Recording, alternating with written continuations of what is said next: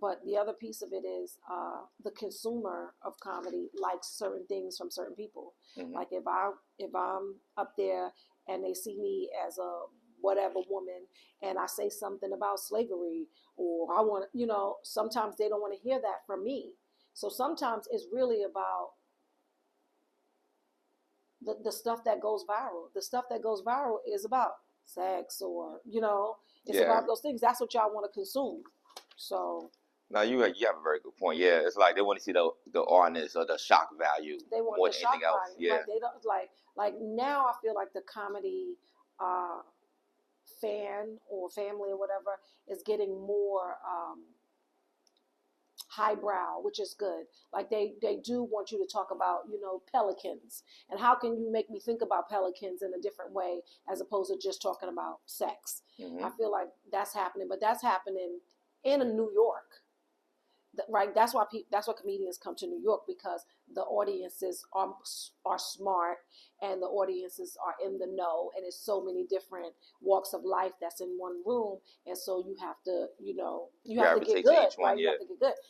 But if I'm in Florida, they don't want to hear about Donald Trump being a gangster. They want to hear about what their political views are. They want to hear you should say that he's a good guy, because he's a good guy.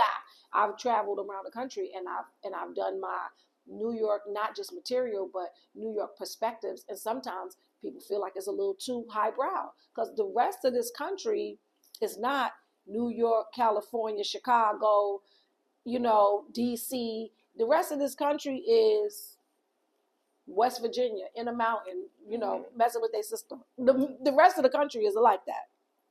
No, you have a very good point. Well, a lot of the country is like that. Now you have a very good point, because it's like the big market is like only concentrated like the bigger issue. But that's why they leave those little towns, because they're small. They it's the hometown values, and it's just a different mindset. Just a different mindset, and a lot of people come here and they act like they from here because they're not proud of where they came from. But I feel like wherever you come from, you should say it, because it kind of makes up who you are, and people can kind of. I feel like people from Chicago move a little differently than people from the DMV area. You can tell a New York cat. You could tell a LA person. They have a different language. They have a different nuance. They use different wording, and it kind of makes up who you are. And I don't think that that's a bad thing in any kind of way. I talked to this lady recently. I was doing a show at Comedy in Harlem. Shout out to Comedy in Harlem. And the woman said, "Oh, you that lady if you really from New York?" And then I said, "Yeah." She said, "I don't say I'm from New York no more, but I've been here for 30 years. When can I say I'm from New York?" And I was like, "You from New York?" But it's just But I still would say, if I'm from Atlanta, I would be like, "Well, I'm from Atlanta, but now I live in New York." It's different. Or I live in New York. Yeah,